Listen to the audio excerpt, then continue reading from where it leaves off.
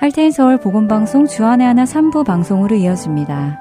주안의 하나 3부에서는 성도들이 마땅히 알아야 하는 성경적 거룩함에 대해 배워가는 프로그램 거룩함으로와 성경을 읽으며 말씀을 묵상하는 시간인 Let's Read the Bible, 그리고 고전 설교를 소개해드리는 성도들에게가 준비되어 있습니다. 먼저 거룩함으로 함께 들으시겠습니다.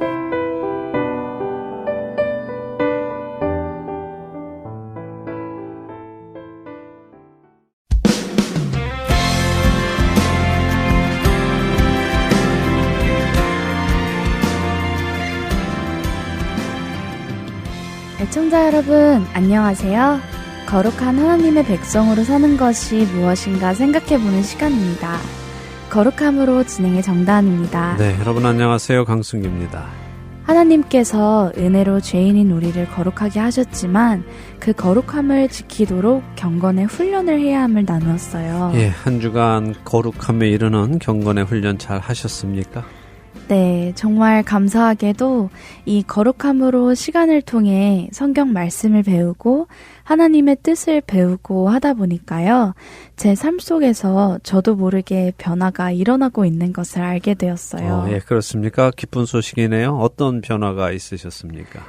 사실 제가 거룩함으로 이 프로그램 진행을 시작하면서 동시에 새로운 직장에서 일도 시작했거든요. 네, 그랬죠. 그런데 새로운 직장이어서 긴장도 되고 잘해야 한다는 부담감도 있는 데다가 생각지도 못한 일들이 많이 일어나서 황당하고 화도 나고 하는 날들이 많았어요. 네. 그런데 주변에서는 저에게 어떻게 이렇게 컴할 수 있어? 라고 뜻밖의 이야기를 해주더라고요. 네. 그래서 제 성품이 변하고 있구나 하는 것을 좀 깨닫게 되었습니다. 네, 분명 상황은 화가 나고 또 스트레스풀하고 한데도 그것에 반응하는 모습이 달라졌다 하는 것이군요. 세상 사람들의 방식이 아닌 거룩한 방식으로요. 네, 그런 것 같아요. 물론 제 안에는 여전히 스트레스가 있지만 그것을 다루는 저의 모습이 예전 같지 않게 변했다는 것을 좀 인정하게 되는 것 같아요. 네, 참 감사한 일이네요. 나의 변화를 주변 사람들이 인정한다면 참된 변화가 시작된 것입니다. 청취자 여러분들에게도 동일한 변화가 일어나는 은혜가 있으시기를 소망합니다. 자, 우리가 꼭 기억해야 하는 것이 있는데요. 그것은 내가 그리스도인이라는 것입니다. 내가 예수님을 나의 구주로 영접하고 예수님의 은혜로 하나님의 자녀가 되어서 이 땅에서 그리스도인이 되었다는 것입니다. 그렇게 우리는 그리스도인으로 앞으로 살아가야 합니다. 그리스도인이라는 이름에 걸맞는 사람이 되어가는 것이죠. 그러니까 포기하지 마시고 그 길을 계속해서 가는 우리 모두 되기를 바랍니다. 아멘. 자, 오늘은 말씀을 살펴보면서요, 거룩함을 실천해 나가는 것이 다른 사람들과 관계를 맺는 매일의 삶에 어떤 영향을 끼치는지 좀 살펴보도록 하겠습니다. 특별히 우리가 세상에 살면서 부당한 대우를 받을 때 어떻게 대처하는 것이 거룩한 것인지 생각해 보도록 하겠습니다. 거룩함이 무엇인가 실생활에서 생각해 볼 수 있겠네요. 그렇죠. 자, 초대교회 당시 그리스도인들은 여러 계층의 사람들이 있었지만요. 그 중에는 종이나 노예의 신분들도 많았습니다. 가난한 자들이 많았죠. 사회적으로 약자들이 많았다는 말씀이네요. 네, 맞습니다. 사회적으로 약자들이죠. 그런데 세상에서는 이 약자들을 어떻게 대할까요? 존중해 줄까요? 아무래도 힘의 논리로 돌아가는 세상이니 강자가 약자를 억압하고 이용하고 하지 않았을까요? 예, 아무래도 그랬겠죠. 약자는 늘 부당한 대우를 받으며 살아갑니다. 그것이 힘의 논리입니다. 요즘은 인권을 많이 강조해서 약자를 향한 대우가 많이 좋아졌죠. 또 사회적으로도 약자의 권리를 빼앗거나 착취해서는 안 된다는 것을 사람들이 많이 이해합니다. 그럼에도 불구하고 인간 본성에는 여전히 힘의 논리가 작용하지요. 그래서 우리가 흔히 말하는 그 갑질을 하는 사람들이 여전히 존재하지 않습니까? 하긴 그렇죠. 도덕적으로는 그것이 잘못된 것을 알면서도 여전히 힘으로 다른 사람들을 누르려는 사람들이 있어요. 네. 심지어 청소년들 사이에서도 그런 모습들이 나타나잖아요. 그렇죠. 약한 아이들을 괴롭히고 끔찍한 학교 폭력을 저지르고 하는 모습들이요. 예, 그것이 모두 힘의 논리로 돌아가는 악한 세상의 민낯입니다. 어찌되었든 초대교회 당시 많은 그리스도인들이 사회적으로 약자의 자리에 있었습니다. 그들은 자연히 세상에서 부당한 대우를 받으며 살았죠.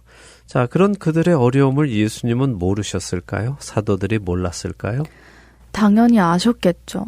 그리고 직접 경험도 하셨고요. 맞습니다. 그들의 환경도 잘 아시고요. 또 직접 경험도 하셨습니다. 그런 주님께서 사도들을 통해 부당한 대우를 받는 성도들에게 어떻게 행동하라고 하시는지 배워보도록 하겠습니다. 베드로전서 2장으로 가서요. 18절에서 20절 읽어보겠습니다. 네, 베드로전서 2장 18절에서 20절입니다.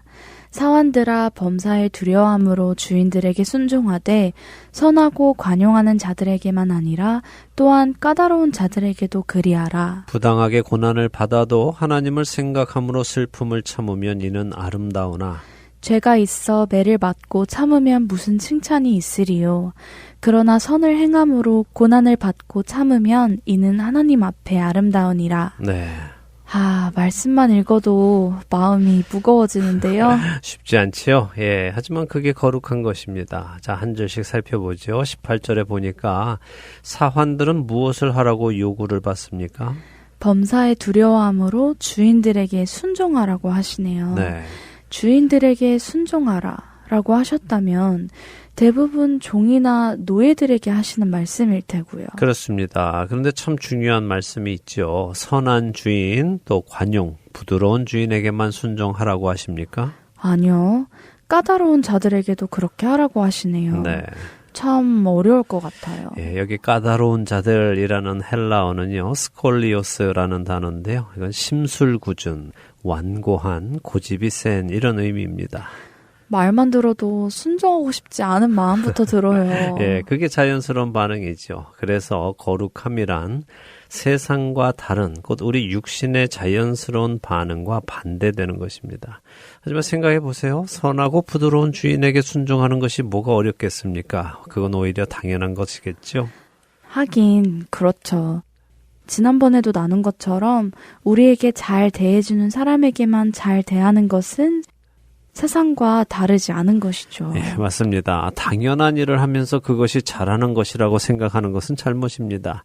예를 들어서 길에서 지갑을 주었다고 해보죠. 지갑의 주인을 찾아주는 것이 잘하는 일입니까? 사실 그것은 당연한 일입니다. 찾아주지 않고 자신이 가지는 것이 나쁜 일이죠. 우리의 기준은 세상의 기준과 다릅니다. 그것이 거룩입니다. 성경은 성도들에게 선하고 부드러운 주인에게만 순종하라고 하시는 것이 아니라 고집세고 심술궂고 까다로운 주인에게도 순종하라고 하시죠. 또한 부당하게 고난을 당해도 참으라고 하십니다.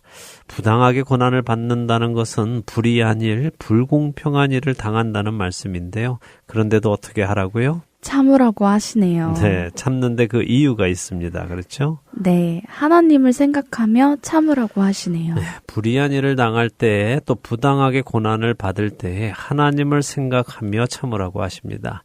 그것이 아름다운 일이라고 하시죠. 요즘 우리 성도의 모습을 한번 생각해 보죠. 우리도 어디 가서 불공정한 일, 불공평한 일을 당할 때가 있죠. 그때 우리에게 가장 먼저 드는 감정이 무엇입니까?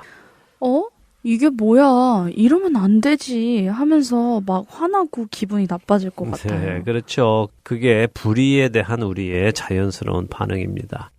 그런데 성경은 우리에게 그 자연스러운 반응을 따르지 말라고 말씀하십니다. 그렇게 육신의 자연스러운 반응이 나올 때에 하나님을 생각하고 참으라고 하시죠. 선을 행함으로 고난을 받고 참으면 이는 하나님 앞에 아름다운 일이라고 하십니다. 자, 이제 불의한 일, 불공평한 일을 당할 때도 하나님을 생각하며 참는 우리가 되기를 바랍니다. 그런데 하나님을 생각하며 참으라는 말씀의 의미가 정확히 무엇인가요? 네, 하나님을 생각하며 참으라 하시는 이 말씀의 의미는 몇 가지로 생각해 볼 수 있는데요. 먼저는 이 모든 것을 하나님이 알고 계시다는 것을 생각하라는 말씀이겠습니다. 지금 내가 선을 행하는데도 부당하게 고난을 당하고 있는 사실을 하나님께서 알고 계시다는 것을 생각하라는 말씀이군요. 네, 그것은 하나님의 주권을 인정하라는 것이죠. 모든 것을 알고 계시는 하나님께서 나에게 지금 부당한 일이 일어나도록 허락하셨다는 것은 하나님께서 내가 알 수 없는 뜻을 가지고 계시다는 것을 우리는 믿을 수 있습니다. 그리고 이 부당한 일에 대한 판결 역시 하나님께서 하실 것이라는 사실을 믿는 것이고요.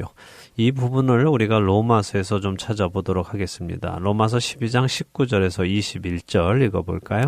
네, 로마서 12장으로 갑니다. 19절에서 21절입니다. 내 사랑하는 자들아, 너희가 친히 원수를 갚지 말고 하나님의 진노하심에 맡기라. 기록되었으되 원수 갚는 것이 내게 있으니 내가 갚으리라고 주께서 말씀하시니라. 내 원수가 줄이거든 먹이고 목마르거든 마시게 하라. 그리함으로 내가 숯불을 그 머리에 쌓아 놓으리라. 악에게 지지 말고 선으로 악을 이기라. 네, 자, 로마서 12장 19절에 의하면 불의한 일에 희생당한 성도들에게 어떤 충고를 해주십니까? 원수를 친히 갚지 말고 하나님께 맡기라고 하시네요. 그렇습니다. 불의한 일을 당한 것에 대해서 나 스스로 안갚음을 하려 하지 말라는 말씀입니다.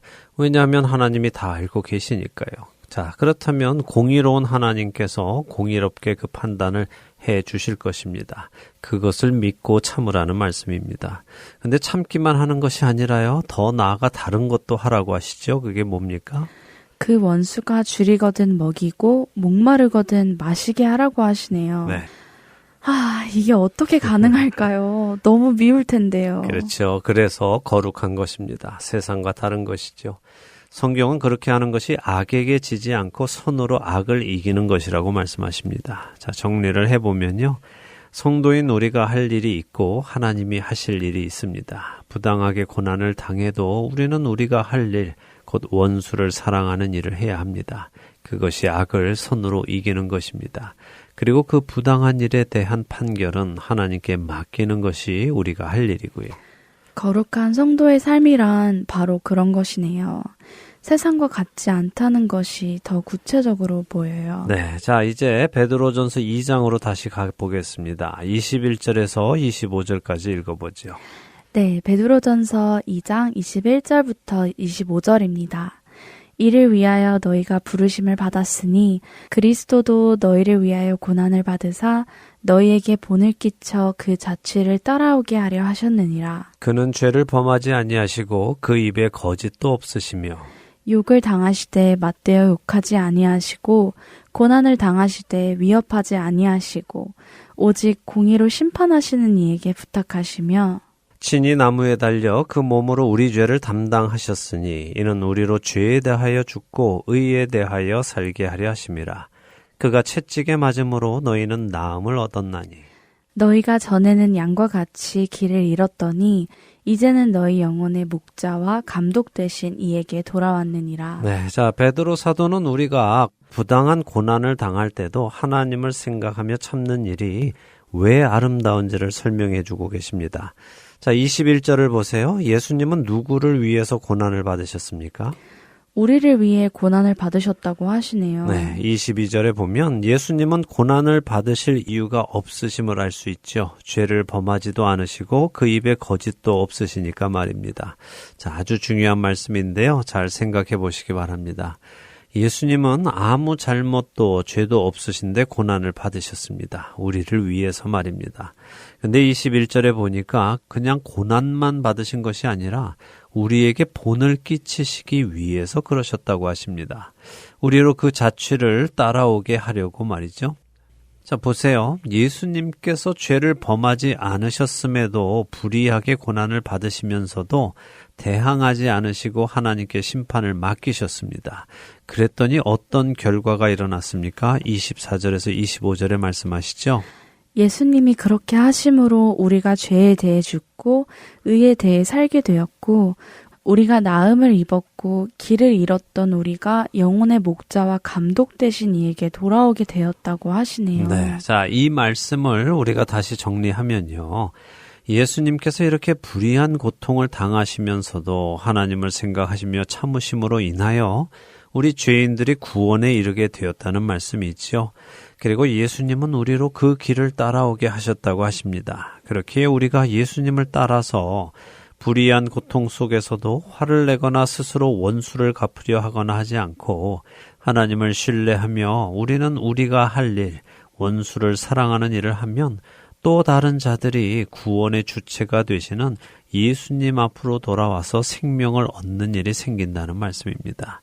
자, 우리는 땅끝까지 복음을 전하라는 사명을 받았죠. 근데 우리는 자꾸 그 복음을 입으로 전하려고만 합니다. 복음을 설명하려고만 하지요. 하지만 우리는 우리의 삶으로 복음을 전해야 합니다. 자, 마태복음 28장 19절과 20절 한번 읽어주세요. 네, 마태복음 28장 19절과 20절입니다. 그러므로 너희는 가서 모든 민족을 제자로 삼아 아버지와 아들과 성령의 이름으로 세례를 베풀고 내가 너희에게 분부한 모든 것을 가르쳐 지키게 하라. 볼지어다 내가 세상 끝날까지 너희와 항상 함께 있으리라 하시니라. 네. 우리가 흔히 말하는 지상 대명령이군요. 네, 맞습니다. 많은 사람들이 땅 끝까지 가서 복음을 설명하면서 아버지와 아들과 성령의 이름으로 세례를 베풉니다. 자, 그런데 세례를 베푸는 것보다 더 중요한 것이 있는데요. 그것은 예수님께서 제자들에게 분부하신 모든 것을 가르쳐 지키게 하는 것입니다. 가르쳐 지키게 하는 것이 중요하지요. 자, 그런데 우리가 누구를 가르치려면 어떻게 해야 합니까?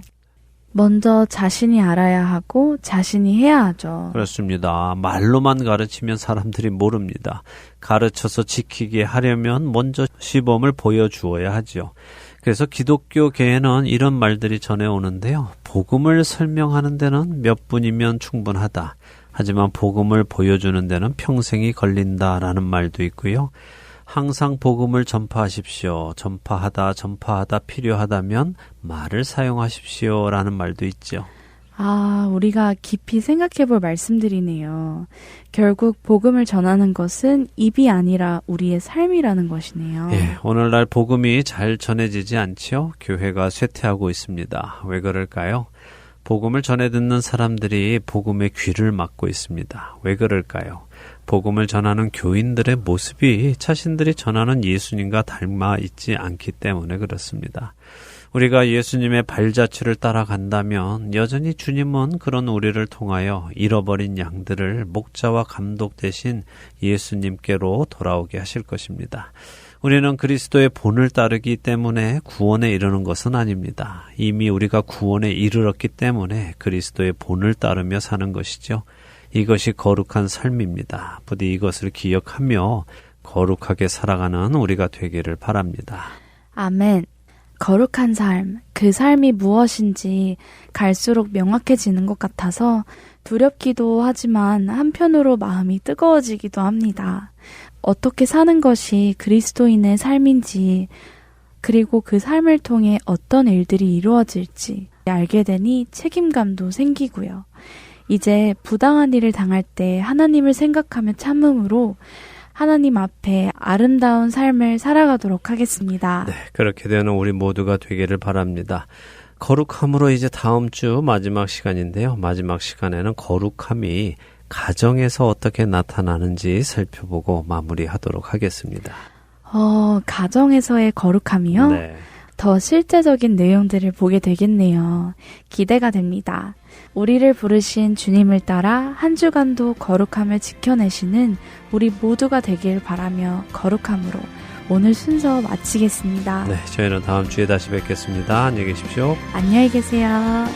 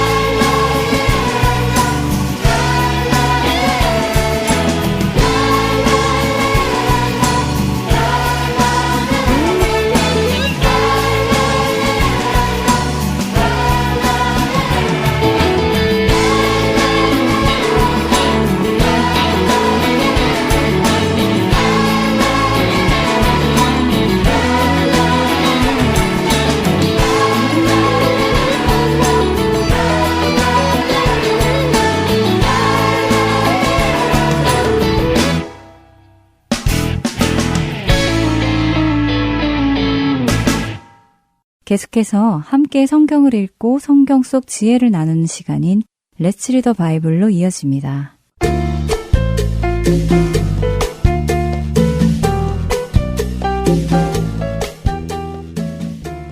애청자 여러분 안녕하세요. Let's Read the Bible 진행의 최강석입니다. 예수님 당시에는 귀신 들린 사람들이 많았습니다. 귀신을 쫓아내는 내용은 복음서 전반에 걸쳐 많이 기록되어 있지요. 우리가 함께 읽는 마가복음에만도 8장까지 4번의 귀신을 쫓아내는 장면이 기록되어 있지요. 오늘 함께 읽을 마가복음 9장에도 귀신을 쫓아내는 장면이 기록되어 있습니다. 그런데 이번 장면은 지난 장면들과는 조금 다릅니다. 사실 예수님 당시에는 귀신 들린 사람들이 많았고 유대교 랍비들 곧 바리새인들도 귀신을 쫓아내는 일을 했습니다. 그런데 당시 바리새인들은 귀신을 쫓아내기 위해서 먼저 귀신의 이름을 물어보았습니다. 귀신이 자신의 이름을 말하면 바리새인들은 귀신의 이름을 부르며 하나님의 이름으로 나가라고 명했지요. 그러면 귀신들이 하나님의 이름의 권세로 인해 사람들에게서 나가고는 했습니다. 그런데 한 가지 문제가 있었습니다. 그것은 가끔씩 말 못하게 하는 귀신이 들린 사람들이 있다는 것입니다. 그렇게 말 못하게 하는 귀신이 들린 사람은 바리새인들이 이름을 물어봐도 답을 하지 않기에 바리새인들은 그 이름을 몰라서 부르지 못했고 그런 이유로 귀신을 쫓아내지 못하게 되었지요. 오늘 마가복음 9장 14절에는 이렇게 말 못하게 하는 귀신 들린 한 소년과 그의 아버지가 기록되어 있습니다. 이 소년의 아버지는 소년을 데리고 예수님을 찾아왔습니다. 하지만 예수님은 베드로와 요한과 야고보 이 3명의 제자를 데리고 변화산에 올라가셨기에 만날 수가 없었습니다. 대신 예수님의 나머지 제자들이 이 소년에게서 귀신을 쫓아내려 시도했습니다. 사실 예수님은 이미 마가복음 6장에서 제자들에게 귀신을 쫓아낼 권능을 주셨고 제자들은 그 권능을 사용하여 귀신을 쫓아낼 수 있었습니다. 제자들은 이미 귀신을 쫓아낸 경험이 있었기에 이 귀신 들린 소년에게서도 귀신을 쫓아낼 수 있을 거라고 생각했지요. 하지만 제자들은 실패했습니다. 바로 그때 예수님께서 오셨습니다. 그리고 그 아이를 괴롭히는 말 못하게 하는 귀신을 꾸짖어 내쫓으시죠. 예수님의 말씀에 귀신은 즉시 아이에게서 나와 사라졌습니다. 이를 이상히 여긴 제자들은 자신들은 왜 귀신을 쫓아내지 못했는지 예수님께 묻습니다. 그때 예수님께서는 마가복음 9장 29절에 제자들에게 이렇게 말씀하시지요. 이르시되 기도 외에 다른 것으로는 이런 종류가 나갈 수 없느니라 하시니라. 사실 제자들은 귀신을 내쫓는 권능이 자신들에게 있다고 믿었습니다. 그러나 귀신을 내쫓는 권능은 사람에게서 나오는 것이 아니라 하나님께로부터 나오는 것이었습니다. 하나님의 이름이, 하나님의 권능이 귀신에게 명하실 때에 귀신은 아무런 반항을 하지 못하고 떠나가게 됩니다. 귀신의 이름을 알기 때문이 아니라 자신에게 그런 권능이 있어서가 아니라 하나님께 기도할 때 하나님의 능력으로 귀신이 떠나가는 것입니다. 우리들도 신앙생활을 하다 어떤 놀라운 간증거리를 경험하게 될 때면 마치 나의 능력으로 그 일을 이룬 것처럼 착각할 때가 있습니다. 누군가에게 전도를 했는데 그 사람이 예수님을 영접했다던가 누군가를 위해 기도해 주었는데 그 기도가 응답되었다던가 할 때 그것이 자신의 능력으로 이루어진 것처럼 착각하는 사람들이 있습니다. 그러나 그것은 말 그대로 착각입니다.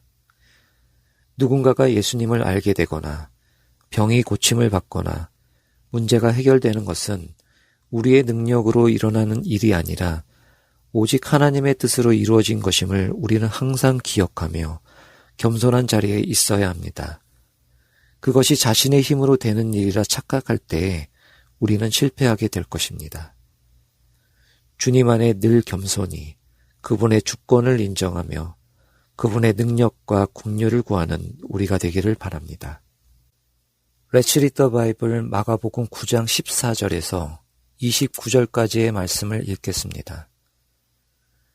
이에 그들이 제자들에게 와서 보니 큰 무리가 그들을 둘러싸고 서기관들이 그들과 더불어 변론하고 있더라.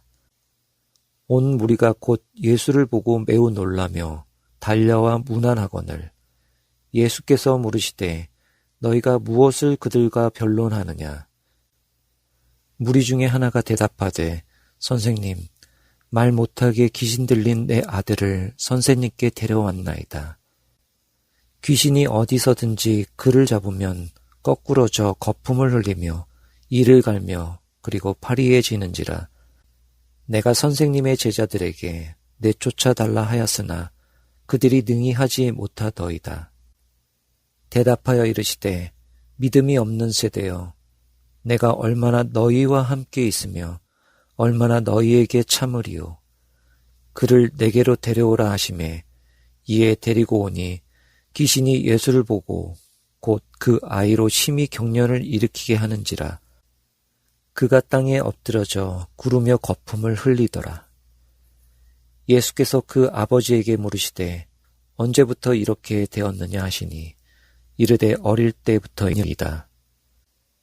귀신이 그를 죽이려고 불과 물에 자주 던졌나이다. 그러나 무엇을 하실 수 있거든 우리를 불쌍히 여기사 도와주옵소서. 예수께서 이르시되 할 수 있거든이 무슨 말이냐? 믿는 자에게는 능히 하지 못할 일이 없느니라 하시니 곧 그 아이의 아버지가 소리를 질러 이르되 내가 믿나이다. 나의 믿음 없는 것을 도와주소서 하더라. 예수께서 무리가 달려와 모이는 것을 보시고 그 더러운 귀신을 꾸짖어 이르시되 말 못하고 못 듣는 귀신아, 내가 내게 명하노니 그 아이에게서 나오고 다시 들어가지 말라 하시매 귀신이 소리 지르며 아이로 심히 경련을 일으키게 하고 나가니 그 아이가 죽은 것 같이 되어 많은 사람이 말하기를 죽었다 하나 예수께서 그 손을 잡아 일으키시니 이에 일어서니라. 집에 들어가심에 제자들이 조용히 묻자오되 우리는 어찌하여 능히 그 귀신을 쫓아내지 못하였나이까? 이르시되 기도 외에 다른 것으로는 이런 종류가 나갈 수 없느니라 하시니라. Let's read the Bible 오늘은 마가복음 9장 14절에서 29절까지의 말씀을 읽었습니다.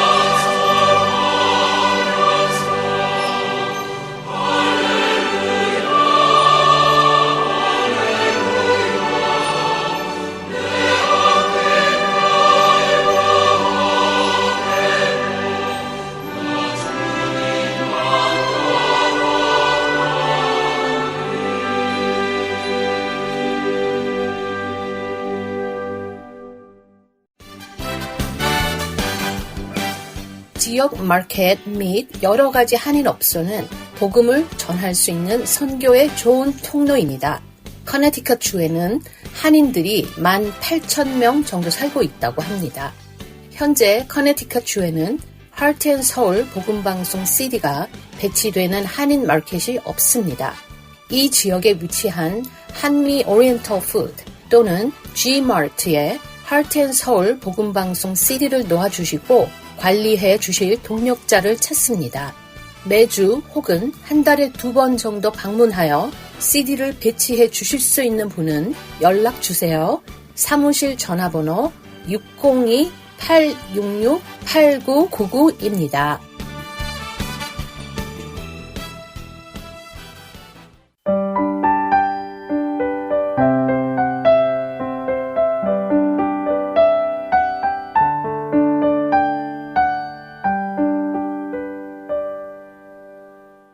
고전 설교를 듣는 시간입니다.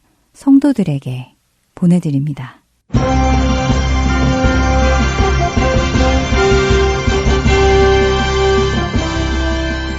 여러분 안녕하세요. 성도들에게 진행의 권혁준입니다. 성도들에게 이 프로그램은 지난 시대의 외국 설교자들의 설교를 여러분께 읽어드리는 시간입니다. 오늘은 1634년에 태어나 1668년에 소천한 영국 청교도 복음주의 목사인 조셉 얼라인의 회개의 참된 의미 일부를 읽어드립니다. 육체. 회개하기 전에는 육체가 죄의 도구였지만 이제는 그리스도가 거하시는 성전의 거룩한 기구들이 됩니다. 전에는 자기 몸을 함부로 사용하던 사람이 이제 회개하고 난 뒤에는 거룩함과 영예, 절제와 정절, 그리고 근신함을 간직하며 주님께 온전히 드립니다. 눈은 전에는 정처 없고 음란하며 거만하고 질투로 가득 찼으나 이제는 죄를 회개하는 마리아의 눈이 되고 하나님이 하신 일들을 바라보며 그분의 말씀을 읽고 긍휼을 베풀 대상을 찾으며 하나님을 섬길 기회를 찾는 데 쓰입니다. 귀는 전에는 사단의 소리에 열려 있었고 부도덕한 말이나 시시한 잡담, 내용 없는 우스갯소리를 즐겨 들었지만 이제는 평생 그리스도의 종이 되겠다는 표시로 하늘의 문설주로 향해 있으며 그분의 제자들을 향해 열려 있습니다. 그것은 언제나 주인님, 말씀하십시오.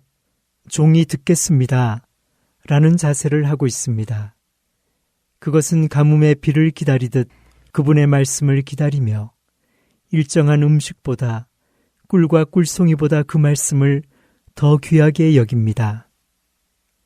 머리는 전에는 세상적인 계획으로 가득했으나 이제는 다른 것들로 가득하며 하나님의 뜻을 배우려는 대로 기울어 있습니다. 회개한 사람은 머리를 소유욕을 채우는 데 쓰지 않고 자기 사명을 깨닫고 발휘하는 데 씁니다.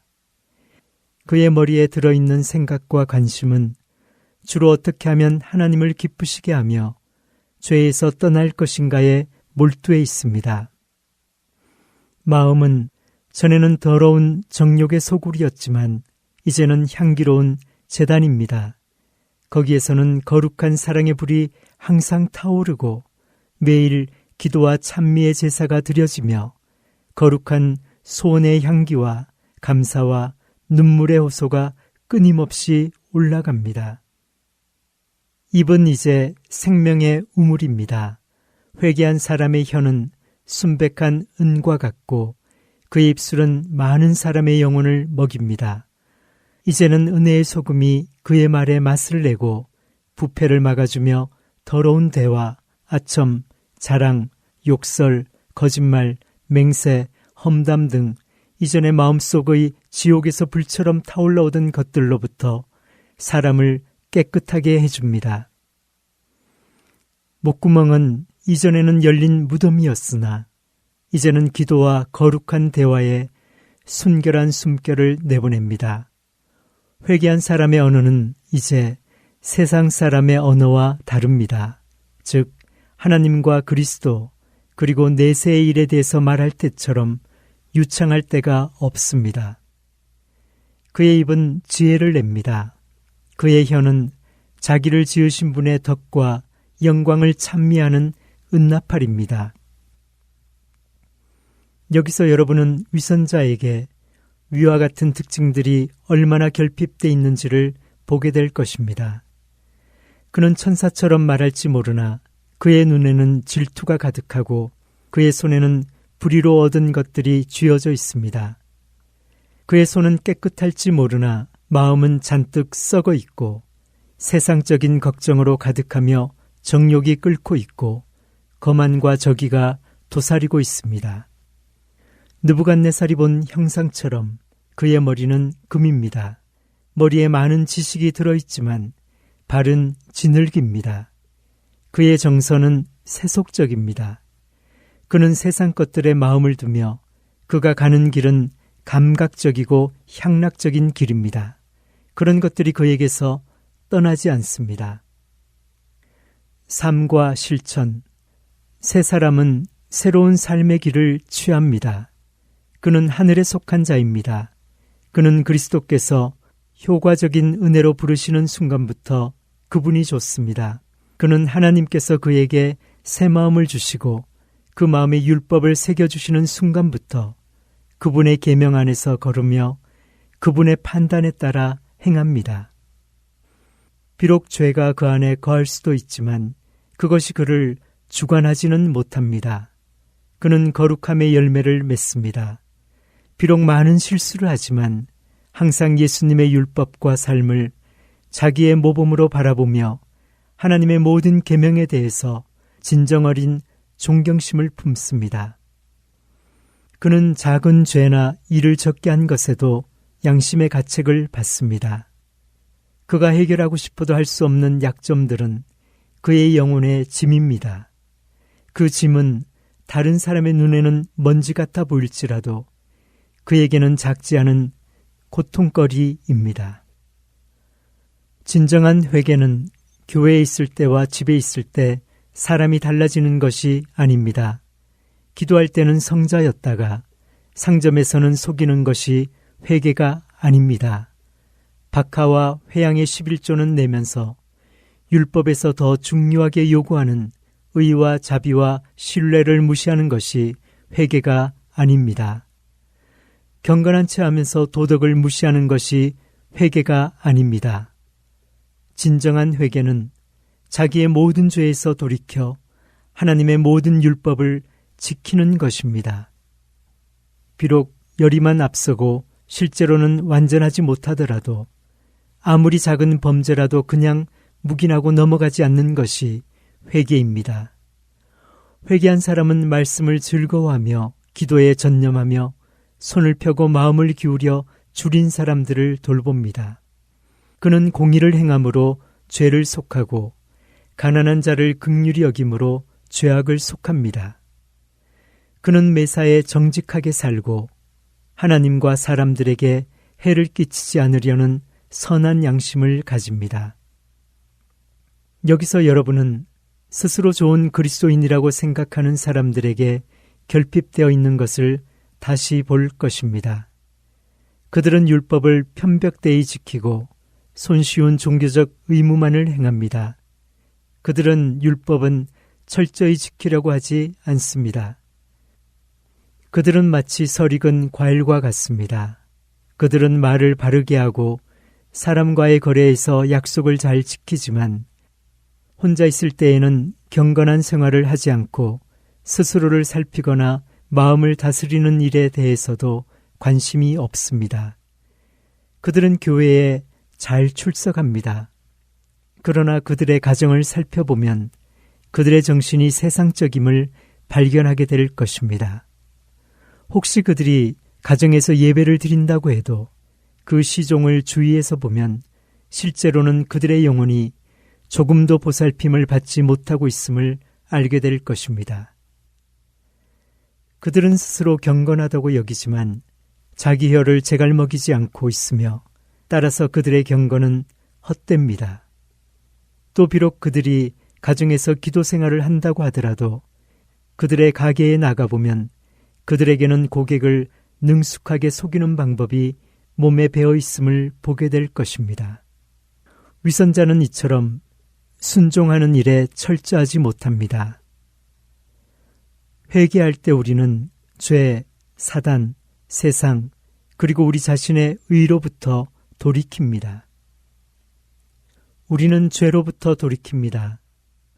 회개할 때 우리는 죄와 영원한 적대 관계에 서게 됩니다. 모든 죄에 대해서 그렇습니다. 그러나 대개는 자기 자신의 죄, 특히 자기 속에 있는 죄에 대해서 그렇습니다. 회개한 사람은 죄에 대하여 분개합니다. 죄 때문에 슬퍼합니다. 죄로 인해 마음이 찔리고 상처를 받습니다. 그것은 목구멍 속에 있는 가시와 같고 눈에 들어간 티와 같습니다. 회개한 사람은 죄 때문에 신음하며 갈등합니다. 그리고 내색은 않지만 속으로는 오호라 나는 곤고한 사람이로다 라고 외칩니다. 그에게는 죄처럼 지기 어려운 짐이 없습니다. 만일 하나님께서 그에게 고통과 죄 중에서 하나를 고를 수 있는 선택권을 주신다면 차라리 고통을 당하고 죄를 선택하지 않을 것입니다. 그에게는 죄가 마치 구두창에서 빠져나와 걸어갈 때 발을 아프게 찌르는 못과 같은 존재입니다. 그는 회개하기 전에는 죄를 가볍게 생각했습니다. 우리 아가 어린 양을 품고 살듯 죄를 마음속에 품고 살았습니다. 그것에 자양분을 주어 자기와 함께 자라게 했습니다. 그것은 자기가 먹는 음식을 먹고 자기가 마시는 음료를 마시며 같은 품에 누워 자라는 어린 딸과 같은 존재였습니다. 그러나 하나님께서 회개로서 눈을 뜨게 하실 때 그는 그것을 불결하게 여겨 내버렸습니다. 밤에는 두꺼비가 예쁘고 해롭지 않은 새처럼 여겨져서 그것을 품속에 넣었지만 날이 밝자 두꺼비인 것을 알고서는 얼른 내던지듯이 말입니다. 구원을 받아 변화를 하면 죄가 위험하다는 사실뿐만 아니라 더럽다는 사실도 깊이 깨닫습니다. 하나님을 의지하여 정결케 되려는 그의 노력은 대단히 진지합니다. 그는 죄의 습성을 지니고 있는 자신을 미워합니다. 그는 그리스도께 달려가서 부정한 자기를 위해 열려있는 샘물에 몸을 내던집니다. 어쩌다 죄를 지으면 다시 전체를 깨끗게 하려는 마음이 불일듯 일어납니다. 말씀으로 달려가 그 다함 없는 샘물에 육체와 영혼에 묻은 더러운 것을 닦고 문지르고 헹궈내야만 비로소 마음의 평안을 누릴 수 있습니다. 진정으로 회개한 사람은 힘을 다해 죄에 항거합니다. 죄와 투쟁하고 그것과 전쟁을 벌입니다. 그러는 동안 숱하게 넘어집니다. 그러나 몸에 숨이 붙어 있는 한 그는 조금도 뜻을 굽히지 않고 손에서 무기를 놓지 않습니다. 화해란 있을 수 없습니다. 양보도 하지 않습니다. 다른 대적들을 용서해 줄 수는 있습니다. 그들을 불쌍히 여겨 그들을 위해서 기도해 줄 수는 있습니다. 그러나 죄에 대해서만큼은 무자비하며 반드시 그 끝을 보고야 맙니다. 그는 고귀한 삶을 추구합니다. 거기에 해가 되는 것이라면 그것이 오른손이든 오른 눈이든 아끼지 않고 잘라버립니다.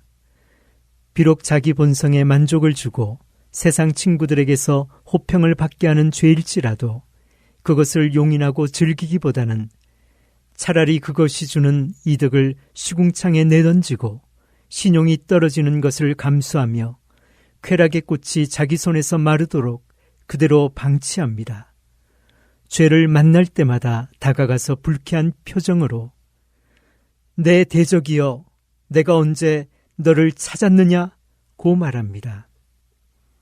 여러분, 이 방송을 듣는 동안 양심의 가책을 느끼시지 않습니까? 여러분은 이런 일들을 깊이 생각해 본 일이 있습니까?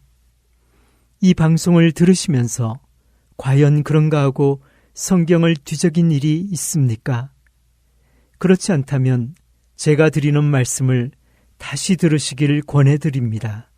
그리고 그 내용이 여러분의 상태와 일치하는지 그렇지 않은지 양심의 소리에 귀를 기울이십시오. 여러분은 정과 욕심을 십자가에 못 박았습니까?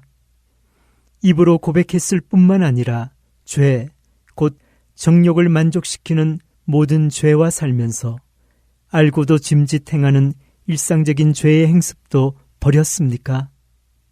그렇지 않다면 여러분은 아직 회개를 하지 않은 것입니다. 이 말씀을 들을 때 양심이 여러분의 얼굴에 다가와서 말하기를 여러분 스스로의 이익을 위해 거짓된 삶을 살아왔다고 하지 않습니까? 자신의 신앙을 허울로 꾸민다고 말하지 않습니까? 부도덕한 생활을 은밀히 즐기지 않느냐고 말하지 않습니까? 왜 스스로를 속이십니까? 내가 보니 너는 악독이 가득하며 불의에 매인 바 되었도다. 사도행전 8장 23절의 말씀입니다. 재갈 물리지 않은 혀와 쾌락에 탐닉한 생활, 악한 친구들, 말씀을 읽고 듣는데 게으르고 기도하지 않는 생활, 이런 것들이 이제 여러분에 대해서 증거를 하면서 우리는 당신의 작품이니 당신을 따르겠습니다 라고 말하지 않습니까? 혹시 내가 여러분의 상태를 정확히 지적하지 않았더라도 여러분의 양심이 나서서 말하기를 악한 것인 줄 알면서도 정욕 때문에 그대로 묵인하는 죄가 있지 않느냐고 하지 않습니까? 그렇다면 여러분은 아직까지 거듭나지 못한 사람입니다. 변화함을 받지 못하면 정죄를 받고 말 것입니다. 성도들에게 마칩니다.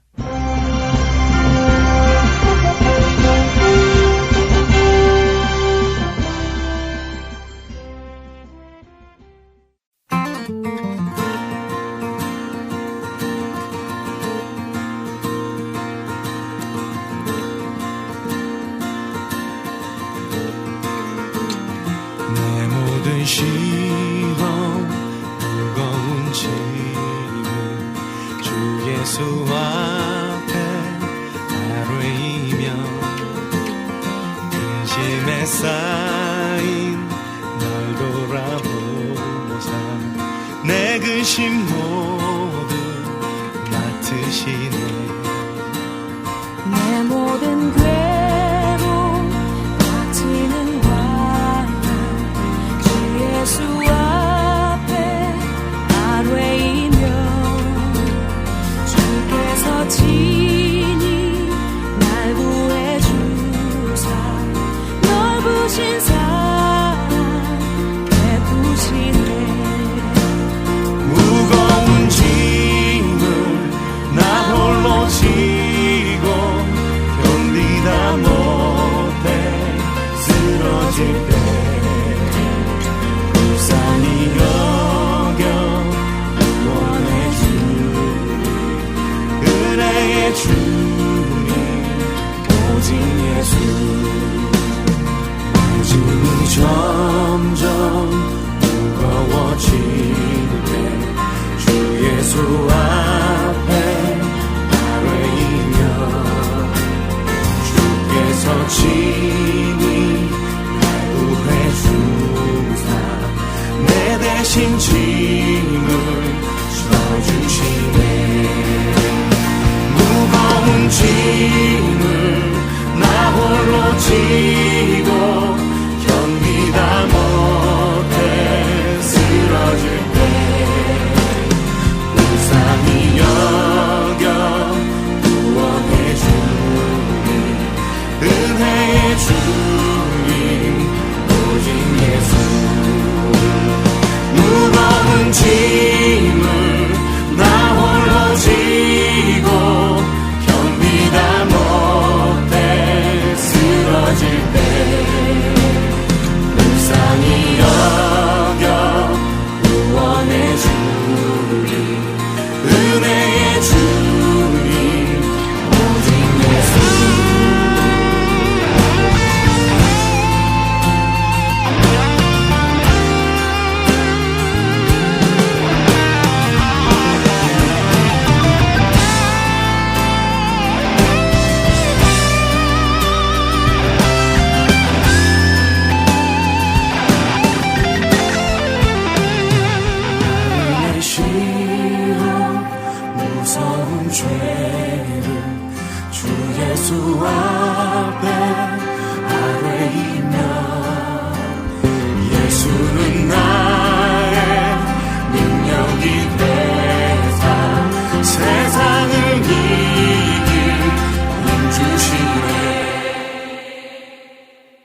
무거운 짐을 나 홀로 지고 견디다 못해 쓰러질 때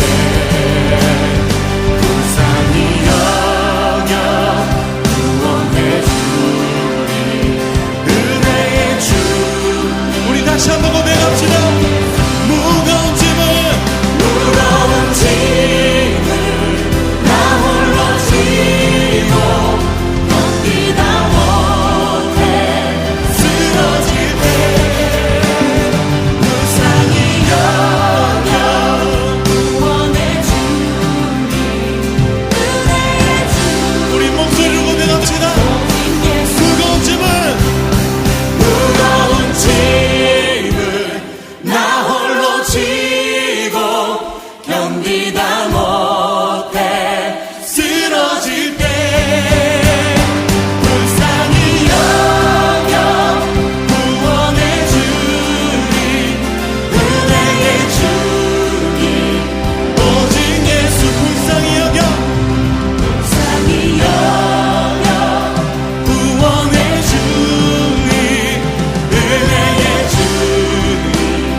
오직 예수. 불쌍히 여겨 구원해 주리 은혜의 주님 오직 예수.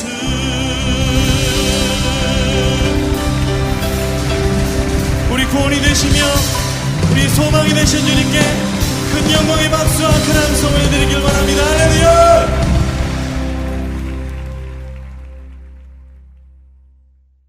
지금 이 시간은 하트앤서울 복음선교회를 위해 기도하는 시간입니다. 연주곡이 흐르는 동안 다음 기도 제목으로 기도해 주시기를 부탁드립니다. 모든 봉사자들과 청취자들의 생활 속에서의 안전한 운전을 위해 기도해 주시길 바랍니다.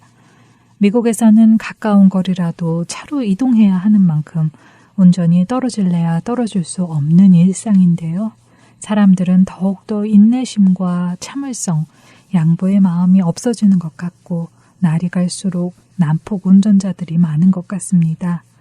모든 청취자분들의 삶 속에 날마다 오가는 길이 안전할 수 있도록 기도해 주시기를 부탁드립니다. 기도하겠습니다.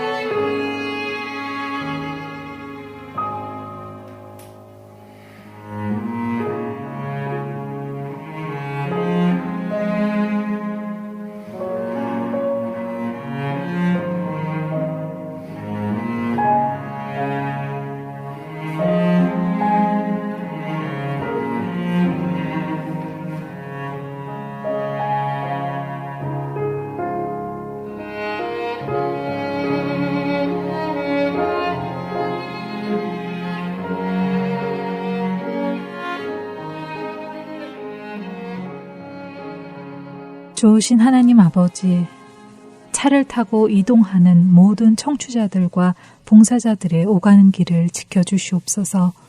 가까운 거리든지 먼 거리든지 늘 동행하여 주세요. 모든 불의하고 더럽고 악한 것들로부터 지켜주시옵소서. 시편 기자의 고백처럼 우리를 눈동자같이 지켜주시고 주의 날개 그늘 아래에 감춰 주시옵소서.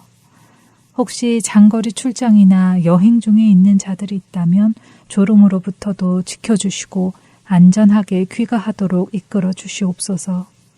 조급한 마음이 들지 않게 해주시고 늘 평정심을 유지하며 안전운전할 수 있게 해주시옵소서. 하나님의 자녀들이 있는 거리마다 어둠이 물러가게 하시고 주님의 동행하시는 은혜를 누리게 해주시옵소서. 우리의 모든 것 되시는 예수 그리스도의 이름으로 기도드려 싸움나이다. 아멘.